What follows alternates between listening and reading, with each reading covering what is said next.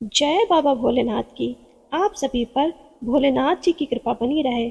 आप सभी का जीवन मंगलमय हो। श्रोताओं, आज आप श्रवण करेंगे गुरु प्रदोष व्रत की कथा। कथा से मिलेगा ऐश्वर्य और विजय का शुभ वरदान। त्रयोदशी तिथि में सायंकाल को प्रदोष काल कहा जाता है।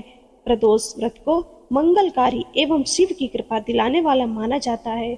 गुरु प्रदोष व्रत त्रयोदशी व्रत करने वाले को 100 गायें दान करने का फल प्राप्त होता है तथा यह सभी प्रकार के कष्ट और पापों को नष्ट करता है। इस व्रत की कथा श्रवण करने से यानी सुनने से ऐश्वर्य और विजय का शुभ वरदान प्राप्त होता है। आइए श्रवण करते हैं गुरु प्रदोष व्रत की कथा। गुरु प्रदोष व्रत शत्रुओं का विनाश करने वाला भी माना जाता है। श्री सूत जी के अनुसार यह अति श्रेष्ठ शत्रु विनाशक भक्ति प्रिय व्रत है। गुरुवार त्रयोदशी प्रदोष व्रत की पौराणिक कथा। इस व्रत कथा के अनुसार एक बार इंद्र और वृत्रासुर की सेना में घनघोर युद्ध हुआ। देवताओं ने दैत्य सेना को पराजित कर नष्ट भ्रष्ट कर डाला। यह देख वृत्रासुर अत्यंत क्रोधित हो स्वयं युद्ध को उद्यत हुआ।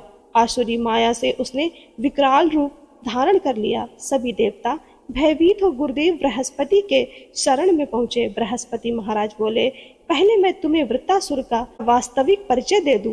वृत्रासुर बड़ा ही तपस्वी और कर्मनिष्ठ है। उसने गंधमादन पर्वत पर घोर तपस्या कर शिव जी को प्रसन्न किया। पूर्व समय में वह चित्ररथ नाम का एक राजा था। एक बार वह अपने विमान से कैलाश पर्वत की ओर चला गया।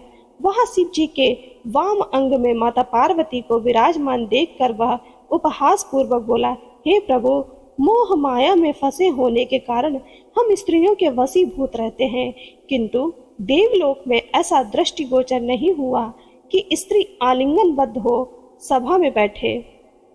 चित्ररथ के यह वचन सुन सर्वव्यापी शिव शंकर हंसकर बोले, हे राजन, मेरा व्यावहारिक दृष्टिकोण पृथक है। मैंने मृत्युदाता कालकूट महाविष का पान किया है, फिर भी तुम साधारण जन की भांति मेरा उपहास उड़ाते हो।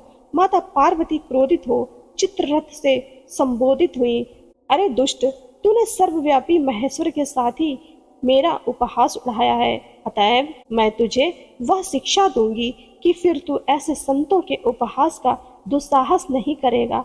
अब तू दैत्य स्वरूप धारण कर विमान से नीचे गिर, मैं तुझे श्राप देती हूँ। जगदम्बा भवानी के अभिशाप से चित्ररथ राक्षस योनि को प्राप्त हुआ और त्वष्टा नामक ऋषि के श्रेष्ठ तप से उत्पन्न हो वृत्तासुर बना।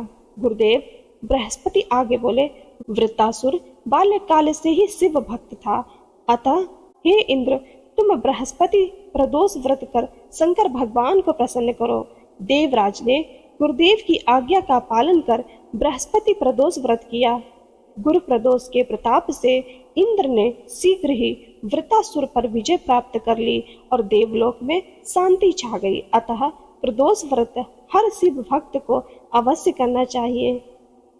जय बाबा भोलेनाथ की। आप सभी पर भोलेनाथ जी की कृपा बनी रहे। आप सभी का जीवन मंगलमय हो।